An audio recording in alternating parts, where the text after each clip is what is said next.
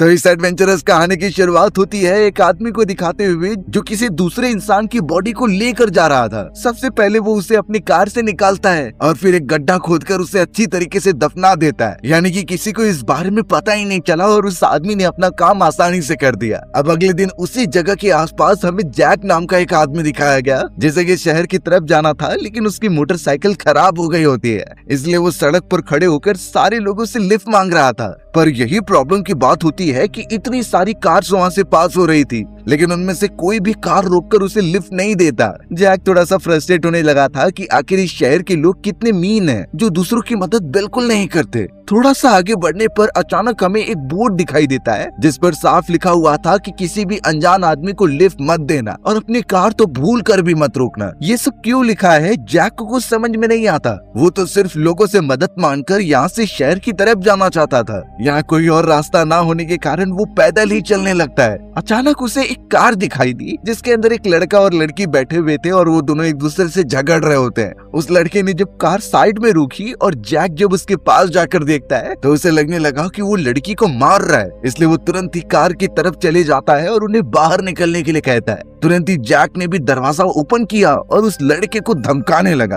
वो नहीं चाहता था कि एक लड़की को उसके सामने टॉर्चर किया जाए। वो लड़की जिसका नाम वेरोनिका था वो तो जैक के पीछे आ जाती है और अब जैक उस लड़के को कहने लगा कि तुम इसे नहीं चोट पहुंचा सकते। वो लड़का तो उल्टा यही कहता है कि ये लड़की तुम अपने पास ही रखो, ये एकदम से साइको है और मुझे बीच रास्ते में मिल गई। सिर्फ इतना ही बोलकर वो लड़का कार लेकर वहाँ से चला गया। अब वेरोनिका जैक की तरफ बहुत प्यारी निगाहों से देखती है जैसे कि वो मदद मांग रही थी। तो अब जैक भी वेरोनिका के साथ आगे बढ़ने लगा और लिफ्ट मांगते रहता है, पर वही रिजल्ट निकल रहा था कि कोई भी अपनी कार उनके लिए रोकता ही नहीं। ऐसा लगता है कि उनके चेहरे पर कुछ तो लिखा हुआ है। अब यहाँ फ्रस्ट्रेट होने के बाद जैक ने वेरोनिका से पूछ ही लिया कि लोग ऐसा बिहेव क्यों कर रहे हैं। तब वेरोनिका बताती है कि इस जगह के आसपास एक खतरनाक किलर रहता है जो लोगों को पकड़कर बुरी तरीके से मार देता था, इसलिए सारे सिटीजन्स डर रहे हैं कि कार रोकने पर वो किलर उनके ऊपर ना अटैक कर दे। लेकिन वेरोनिका को इन बातों पर भरोसा नहीं होता। कई लोग तो इसे सिर्फ कहानियों में ही मानते हैं, पर यहाँ जैक को तो कोई लिफ्ट नहीं मिल रही थी और अब धीरे धीरे रात भी होने लगी। जैक और वेरोनिका ने अब पास ही वाले फॉरेस्ट में रात गुजारने का डिसाइड किया। वहाँ पर एक आग जला ली जाती है और दोनों आसपास उसके बैठ गए थे ताकि ठंडक ज्यादा ना लगे। जैक तो वेरोनिका के बारे में पूछने लगा था तो वो कहती है कि मैं एक ट्रेवलर हूँ, मुझे पूरी दुनिया बड़े अच्छी तरीके से घूमनी है और उसके हर एक जगह को एक्सप्लोर करना है। वेरोनिका ने तो अपनी डायरी दिखाई जिसमें वो हर एक चीजें मेंशन किया करती थी। फिलहाल वो कई सारे अपने सिग्नेचर कर रही होती है जैसे कि वो किसी चीज की प्रिपरेशन कर रही थी। जैक इन चीजों को देखकर काफी ज्यादा फैसिनेटेड होता है कि इतनी एक्साइटेड लड़की उसने पहली बार देखी है। जैक ने तो अपने बारे में भी बताया कि वो यहाँ घूमने ही आया था लेकिन उसके पैसे और सारी चीजें चोरी हो गई रास्ते में, जिसकी मदद से वो अपनी कंट्री वापस जा सकता है। अब वेरोनिका उसके पासपोर्ट को बड़े ध्यान से देख रही थी जैसे कि उसे कुछ काम है और जरूर वो आगे चलकर कुछ न कुछ तो करने वाली है। अब दोनों उस जगह पर बड़े आराम से सो जाते हैं और सुबह होने पर जैक जब अपनी आंखें खोल रहा था तो वो देख पाता है कि वेरोनिका वहाँ पर है ही नहीं। वो जल्द से जल्द आवाज देते हुए अब आगे बढ़ने लगा। तब पता चलता है कि वेरोनिका पास ही में मौजूद एक तालाब के अंदर नहा रही है। वो तो जैक को भी अपने पास बुला रही थी ताकि दोनों चिल कर सकें। जैक इसे मना नहीं कर पाया और अपने कपड़े निकालकर सीधा पानी में चला जाता है। दोनों ने उस तालाब के पानी में नहाकर बड़े मजे किए और लग रहा था कि वो किसी 5 स्टार स्विमिंग पूल में मौजूद हैं। जल्द से जल्द नहाने के बाद दोनों निकल पड़ते हैं आगे बढ़ने के लिए ताकि कोई दूसरा मदद करने के लिए आ जाए और जैक जैसे तैसे सिटी पहुंच जाए। अब उस जगह पर एक लकी बात ये हो गई कि एक कार वहाँ पर आकर रुक जाती है। उसके अंदर एक आदमी बैठा हुआ था जिसका नाम ग्रिजार्ड होता है। ग्रिजार्ड ने जैक और वेरोनिका को देखकर कार रोक दी और उन्हें कार में बैठने के लिए कहा क्योंकि वो उन दोनों को लिफ्ट देने के लिए रेडी हो चुका है। अब जैक तो कन्विंस हो चुका था लेकिन पता नहीं क्यों वेरोनिका को ग्रिजार्ड पर बिल्कुल भरोसा नहीं होता। उसे कहीं न कहीं काफी डर लग रहा था, इसलिए वो कहती है कि मैं अंदर नहीं बैठूंगी और इसके साथ नहीं जाऊंगी। लेकिन जैक जब समझाता है कि इसमें कोई खतरा नहीं होगा, ये एक अच्छा आदमी दिख रहा है जो हमें अपनी डेस्टिनेशन तक छोड़ देगा, थोड़ी देर तक ही कार में बैठना होगा। अब जैक इतना इंसिस्ट कर रहा था तो वेरोनिका मान जाती है और दोनों ही उसके कार के अंदर बैठ गए थे। तुरंत ही अब ग्रिजार्ड उन्हें कार में लेकर आगे बढ़ने लगा था और अब लगता है कि वो उसे उनकी डेस्टिनेशन तक पहुंचा ही देगा। अब रास्ते में ट्रेवल करते हुए ग्रिजार्ड ने वेरोनिका और जैक को ये कहा कि तुम्हें शायद ट्रेवल करते हुए काफी देर हो जाएगी और अगर रात हो गई तो कार चलाना काफी रिस्की हो सकता था। इसलिए गिजार्ड ने तो साफ कर दिया कि तुम आज नहीं पहुंच पाओगे। इससे अच्छा प्लान ये है कि पास ही में मेरा घर मौजूद है जहाँ तुम लोग एक रात आराम कर सकते हो और फिर अगले दिन निकल जाना अपनी डेस्टिनेशन की तरफ। जैक इस बारे में थोड़ा सोच रहा था और ये चीजें उसे प्रैक्टिकल लगती हैं। वो तो काफी खुश हो गया इस डिसीजन से और आखिरकार गिजार्ड को इसके लिए हाँ कर देता है। वेरोनिका कुछ बोल नहीं रही थी, वो तो एकदम शांति से पीछे बैठी हुई होती है। गिजार्ड अब उन दोनों को जैसे तैसे अपने घर के अंदर लेकर आ जाता है जहाँ पर उसकी वाइफ सैरा मौजूद थी। इतने बड़े घर में दोनों अकेले रहते थे। अब जल्द से जल्द सैरा जैक को अपना कमरा दिखा देती है और वेरोनिका को गिजार्ड लेकर चला गया था। दोनों जैक और वेरोनिका की मेहमान नवाजी बहुत अच्छी तरीके से करते हैं। अब जैक जो इतना ज्यादा थक चुका था काफी चलने के बाद, वो तो सीधा बेड पर लेट जाता है और वहीं पर सो जाता है। उसे बिल्कुल अंदाजा नहीं लगा कि उसकी नींद कब लगी, क्योंकि उसकी बॉडी पूरी तरीके से थक चुकी थी। कई घंटे इस तरीके से बीत जाते हैं और अब रात का समय हो चुका था। जैक की जब नींद खुलती है तो वो आसपास घर में घूमने लगा। अचानक उसे एक बॉक्स दिखाई देता है जिसके अंदर गिजार्ड और उसकी वाइफ सैरा के फोटोग्राफ्स थे। वो उन्हें अच्छी तरीके से देखने लगा और वो बहुत अच्छा फील करता है कि ये दोनों कपल साथ में रहते हैं। लेकिन उसे कुछ और फोटोज भी मिली जो किसी लड़के और लड़की के थे। एक समय पर तो जैक को यही लग रहा था कि जरूर ये गिजार्ड के बच्चे होंगे जो फोटोग्राफ्स में काफी खुश लग रहे थे। लेकिन एक और बात उसके दिमाग में चल रही होती है कि जब से वो यहाँ पर आया है आसपास उसने किसी भी बच्चों को नहीं देखा, तो आखिर गिजार्ड और उसकी वाइफ के बच्चे गए कहाँ? इन बातों का जवाब तो उसे चाहिए था। अब वो सारे लोग एक साथ बैठ जाते हैं डिनर करने के लिए और ये किसी कैंडल लाइट डिनर से कम नहीं लग रहा था। गिजार्ड और सैरा ने उनके लिए काफी अच्छे डिशेस बनाए होते हैं जिसे कि दोनों एंजॉय कर रहे थे। जैक और वेरोनिका को भी लग नहीं रहा था कि वे किसी दूसरे घर पर आए। ये उनके बीच एकदम फैमिली मोमेंट लग रहा था। पर तभी उस जगह पर उस किलर की बात आने लगती है जो कि रोड साइड पर घूमता रहता है और लोगों को मार देता है। जैक और वेरोनिका तो गिजार्ड से कई बातें पूछने लगे, लेकिन जैसे ही गिजार्ड की वाइफ सैरा ये बातें सुनती है तो वो एकदम डर गई और सीधा उठकर वहाँ से चली जाती है, जैसे उसे इन चीजों में पार्टिसिपेट ही नहीं करना। अब जैक वहाँ से निकलकर सीधा जाता है वेरोनिका के कमरे में, लेकिन वो अपने कमरे में मौजूद ही नहीं थी, बल्कि वेरोनिका तो बाहर बैठकर सिगरेट पी रही होती है। जैक भी उसके पास जाकर तुरंत ही उसे कंपनी देने लगा।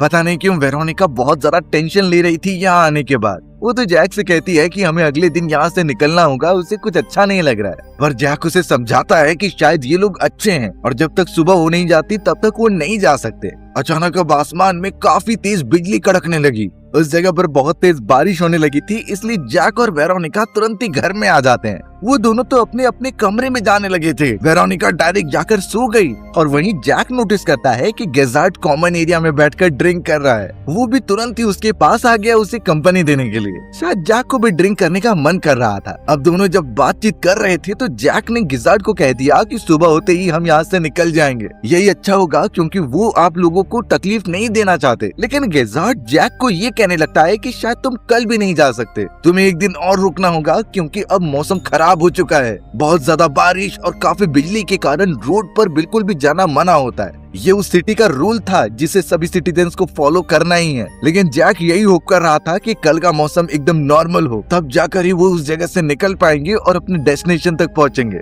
जैक ने तो गिजार्ड से उसके बच्चों के बारे में पूछा जिसकी फोटो उसने कमरे में देखी थी, लेकिन गिजार्ड साफ कह देता है कि मेरे कोई बच्चे नहीं है, मैं अपनी वाइफ सैरा के साथ ही रहता हूँ। जैक के बार बार पॉइंट आउट करने पर भी गिजार्ड का जवाब यही था और जैक को नहीं समझ में आता कि ये उससे झूठ क्यों बोल रहा है और अगर उसके कोई बच्चे नहीं है तो वो फोटोग्राफ्स किसकी हैं। यही सारी बातें दिमाग में सोचते हुए वो अपने कमरे में आ गया और आराम करने लगा। सुबह उठने पर जैक जब अपने हाथ मुंह धोकर नीचे आता है ताकि वो यहाँ से जल्द अपने डेस्टिनेशन की तरफ निकल जाए, तो पता चला कि वेरोनिका अपने कमरे में है ही नहीं। वो जल्द से जल्द नीचे गया उसे ढूंढने के लिए और फिर गिजार्ड उसे मिलकर ये कह रहा था कि वेरोनिका तो सुबह ही निकल गई, उसे कुछ इम्पोर्टेंट काम आ गया था, इस वजह से वो तुम्हारे साथ नहीं जा पाई। जैक को पहले तो भरोसा नहीं हो रहा था क्योंकि कल रात ही वेरोनिका ने उससे वादा किया था कि हम साथ में चलेंगे, पर अब उसने पूरा घर छान मारा लेकिन वेरोनिका कहीं नहीं मिलती। गिजार्ड ने तो वेरोनिका का एक लेटर भी उसे दिया था जिस पर साफ लिखा हुआ होता है कि मैं यहाँ से जा रही हूँ क्योंकि इम्पोर्टेंट काम आ चुका है, इसलिए तुम सही सलामत शहर पहुँच जाना। जैक ये लेटर देखकर काफी ज्यादा दंग रह गया था, क्योंकि अब उसे अकेले सफर तय करना होगा। गिजार्ड जैक को समझाता है कि ऐसी बहुत सारी चीजें होंगी तुम्हारी लाइफ में, लेकिन तुम्हें हमेशा अपने लिए स्टैंड तो करना ही होगा। अब तो गिजार्ड कहने लगा कि तुम्हारी भी जाने का समय आ चुका है। जैक तो गिजार्ड को कहने लगा कि तुम तो मुझे अपनी कार से छोड़ने वाले थे, लेकिन गिजार्ड एंड मोमेंट पर मुखर गया और कहने लगा कि मुझे कुछ और काम है। यानी बेचारे जैक को अब पैदल ही आगे बढ़ना होगा। वो जैसे तैसे फॉरेस्ट वाले इलाके में निकल जाता है और बार बार वेरोनिका के लेटर को देखता है। नीचे की तरफ उसे वेरोनिका के सिग्नेचर दिखाई दिए। तभी उसने तुरंत ही एक दूसरा पेपर निकाला जिस पर वेरोनिका ने रात के समय पर सिग्नेचर खुद किए थे। जैक जब दोनों सिग्नेचर्स को मैच करता है तो वो बिल्कुल भी सेम नहीं थे, वो एकदम मिसमैच होते हैं। इन सारी चीजों से जैक इतना समझ गया कि वेरोनिका कहीं गई नहीं है, शायद गिजार्ड नहीं उसे घर के अंदर बंद करके रखा हुआ है और उसके साथ कुछ गलत कर रहा है। अब जैक जैसे ही पीछे मुड़ने गया तभी पता चला किसी ने उसका मुंह पकड़ लिया है और उसके गले में बेहोशी का इंजेक्शन लगा दिया था। बेचारा जैक वहीं पर गिरकर अनकॉन्शियस हो गया। धीरे धीरे जब उसकी आंखें खुलती हैं तो वो देख पा रहा था कि उसे किसी ने ट्रक के अंदर बंद किया है, जिसके अंदर कई सारे मरे हुए जानवर की बॉडी मौजूद थी। यानी उसे कोई किडनैप करके फॉरेस्ट के अंदर लेकर जा रहा था। जैक जब तक ये सारी चीजें समझ पाता और असली होश में आता तभी वो सामने कई सारे जानवरों को देखता है जिन्हें की शेल्फ पर इस तरीके से सजाया गया था जैसे कोई इनकी डेड बॉडी से खेलता हो। अचानक वहाँ पर एक बूढ़ा आदमी होता है जो इन्हीं सारे जानवरों का सूप बना रहा था। एक्चुअल में उसी आदमी ने जैक को किडनैप किया है और उसके हाथ पैर बांध दिए हैं। जैक बार बार पूछने लगा कि तुम कौन हो और मुझे क्यों लेकर आए हो यहाँ, लेकिन वो बूढ़ा आदमी कुछ कहता नहीं और जैक को वही जानवरों का सूप पिलाता है। जैक को तो उल्टी जैसा महसूस हो रहा था ये सारी चीजें देखकर, और अब तो वो यही सोचने लगता है कि ये वो किलर है जिसके बारे में सारे सिटीजन्स बात करते हैं। जैक तो डर के मारे गिड़गिड़ाने लगा था कि उसे छोड़ दिया जाए, लेकिन अब वो बूढ़ा आदमी एक नुकीला हथियार लेकर उसके पैरों के पास आता है और कहने लगता है कि अगर तुमने सूप नहीं पिया तो मैं तुम्हारी उंगलियां काट दूंगा। वो तो ऑलमोस्ट काटने ही जाने वाला था, तभी जैक एकदम घबरा कर उस जानवरों के सूप को पीने लगता है। उसका टेस्ट इतना बेकार था कि उसे उल्टी आ रही थी, लेकिन फिर भी वो अपनी जान के लिए ये कर रहा था। जिसके बाद वो बूढ़ा आदमी एक टेप निकालता है और जैक के हाथ और पैरों को बांधकर अपने ट्रक में रख देता है। यानी वो उसे कहीं और लेकर जाने वाला था। अब वो जैक को सुलाने के लिए एक इंजेक्शन प्रिपेयर कर रहा था, तभी अचानक उसके घर से कुछ जलने की बदबू आती है। वो बूढ़ा आदमी तुरंत ही भागते हुए घर के अंदर चला गया स्टोव को बंद करने के लिए। इसीलिए अब ये अच्छा मौका मिलने के बाद जैक अपने आप को आजाद करने की कोशिश करता है। लकीली उसके हाथ एक छोटा सी कील लग गई थी, जिससे कि उसने हाथ में लगे हुए टेप को पूरी तरीके से निकाल दिया और उस जगह से निकलकर सीधा फॉरेस्ट के अंदर भागने लगता है। जैक तो अब ट्रेवल करते हुए सीधा गिजार्ड के घर पर आ चुका था, क्योंकि उसे अभी भी लगता है कि वेरोनिका कहीं गई नहीं है, बल्कि गिजार्ड और उसकी वाइफ ने ही उसे कैद करके रखा हुआ है। इसलिए अब वो गिजार्ड और उसकी फैमिली को बड़े अच्छी तरीके से देख रहा होता है। सामने की तरफ गिजार्ड अपने वाइफ से किसी बात पर झगड़ रहा था और ये एक्चुअल में जैक और वेरोनिका के ऊपर ही होता है। दोनों ने कुछ डिसाइड किया और फिर अपने कार में बैठकर दूर जाने लगे। उनके वहाँ से निकलने के बाद जैक चोरी चुपके उनके घर में घुसता है और यही वो ट्राई कर रहा था कि वेरोनिका को वो उस जगह पर ढूंढ ले। अब जैक जैसे तैसे घर के अंदर जाकर सभी कमरों में जब देखने लगता है तो उसका शक एकदम सही निकल गया, क्योंकि उसी के कमरे के अंदर वेरोनिका को बांध कर रखा गया था। ये काम ऑब्वियसली गिजार्ड और उसकी वाइफ सेरा का हो सकता है, इसलिए जैक ने तुरंत ही वेरोनिका को छुड़वाया और उसे वहाँ से लेकर भागने लगा।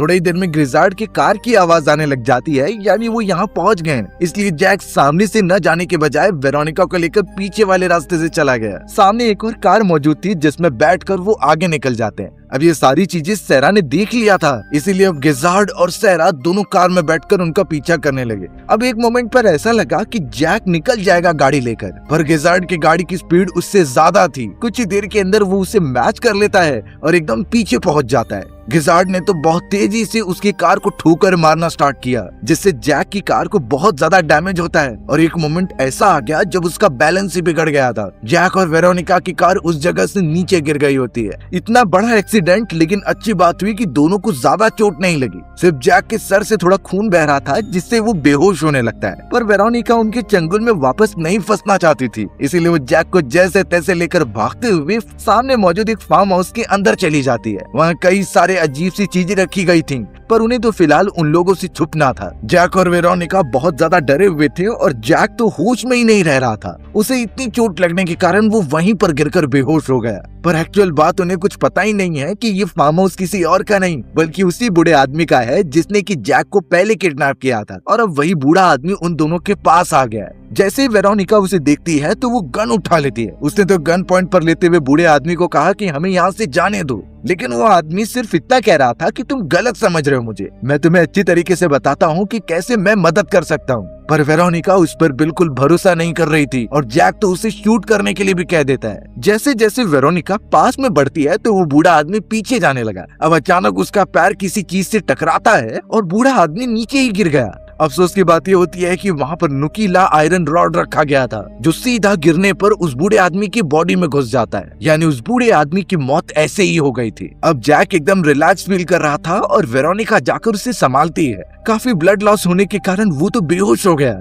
जिस वजह से वेरोनिका उसकी बॉडी पर पॉलीथीन रख देती है, यानी अब कोई भी जैक को ढूंढ नहीं पाएगा। अब वेरोनिका जब उस बूढ़े आदमी के पास गई तो उसकी जान अभी भी बची हुई थी और वो सीधा इशारा कर रहा था वेरोनिका की तरफ। थोड़ी ही देर के अंदर गिजार्ड और सेरा वहाँ पर पहुँच जाते हैं और वेरोनिका को रोकने की कोशिश करते हैं, लेकिन वेरोनिका गिजार्ड और सेरा को मॉम एंड डैड कह के बुला रही थी, यानी तब जाकर एक बहुत ही डार्क रियलिटी सामने आई। एक्चुअल में वेरोनिका गिजार्ड और सेरा की बेटी होती है और जिस किलर के बारे में बात किए जा रहे थे कि वो रोड साइड से किसी को भी उठाकर मार देती है, वो कोई और नहीं बल्कि वेरोनिका ही थी। वेरोनिका जैक की तरह ही अपने जाल में कई लोगों को फंसाया करती और उन्हें अपने घर पर लेकर आकर मार देती। कुछ देर पहले वेरोनिका ने उस बूढ़े आदमी को भी बहुत बुरी तरीके से खत्म कर दिया था। किसी की जान लेने में पता नहीं वेरोनिका को तो मजा आ रहा होता है, और ये सच्चाई तो गिजार्ड और सेरा को बहुत पहले से पता थी। एक्चुअल बात ये होती है कि वेरोनिका का एक भाई भी हुआ करता था और सालों पहले से ही वेरोनिका एक साइकोपैथ वाली लड़की थी। एक दिन उसके भाई ने वेरोनिका के साथ खेलने से मना कर दिया, जिस पर वेरोनिका ने अपने भाई को मार दिया था।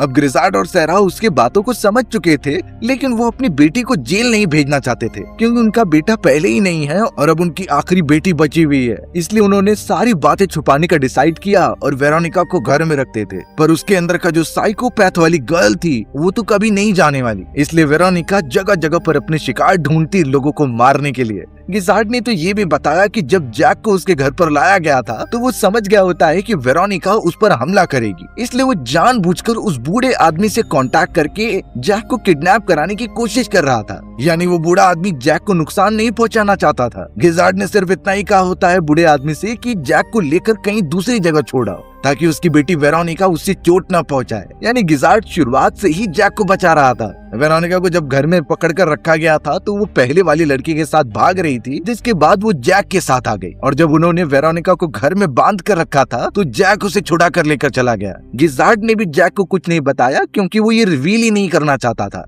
पर अब सारी चीजें लिमिट से ऊपर हो चुकी हैं। उन्हें अपनी बेटी पर बहुत गुस्सा आ रहा है क्योंकि वो कत्ल पे कत्ल करती जा रही है, और अगर ऐसा रहा तो वेरोनिका को जेल जाना ही पड़ेगा। गिजार्ड और सेरा तो अपनी बेटी वेरोनिका के बारे में सब जानते थे, इसीलिए वो उसे साथ में लेकर जा रहे होते हैं। तीनों गाड़ी में बैठे हुए थे और गिजार्ड और सेरा तो उस पर चिल्ला रहे होते हैं कि तुमने आज एक और इंसान को मार दिया, और वो इंसान कोई और नहीं बल्कि गिजार्ड का दोस्त था जो सालों से उसके साथ रहता आ रहा था। गिजार्ड को तो अपनी बेटी पर बहुत गुस्सा आता है। वहीं वेरोनिका बात टाल रही थी कि मैंने उसे नहीं मारा, वो अपने आप ही खत्म हो गया, मैं तो उसे सिर्फ डराने की कोशिश कर रही थी, जबकि वो खुद आयरन रॉड पर गिर गया होता है। लेकिन गिजार्ड अपनी बेटी पर बिलीव ही नहीं करता और उसे तो एक किलर घोषित कर देता है। इतनी ज्यादा चीजें देखने के बाद गिजार्ड और सेरा आखिरकार डिसाइड कर लेते हैं कि वो अपनी बेटी को जेल में भेज देंगे, इससे एटलीस्ट लोगों की जान तो बच जाएगी। अब उन लोगों में ये सारे झगड़े होते ही रहते हैं, तभी हमें जैक दिखाई दिया और उसके हाथ में एक शॉटगन थी जिसे लेकर वो उनके ऊपर पॉइंट कर देता है, क्योंकि जैक को अभी तक वेरोनिका की सच्चाई के बारे में कुछ पता नहीं है। वो अभी भी यही सोचता है कि गिजार्ड और सेरा वेरोनिका और उसे मारना चाहते हैं, इसलिए वो गन की मदद से उन दोनों को गाड़ी से बाहर निकालता है। वेरोनिका तो पीछे बैठकर हंसते जा रही थी क्योंकि उसे पता है कि जब तक सच्चाई सामने नहीं आती जैक उसकी ही मानेगा। लेकिन अगर ऐसी कंडीशन कभी हमारे सामने आ जाए जब कोई शॉटगन लेकर हम पर पॉइंट कर दे और आसपास कहीं छुपने की भी जगह नहीं है,